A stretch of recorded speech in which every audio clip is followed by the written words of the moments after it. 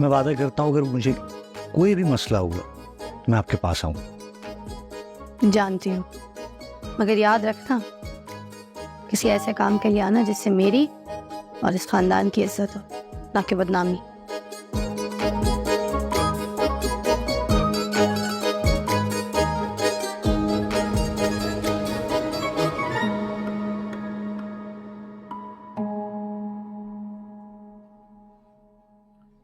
बस भाई बस।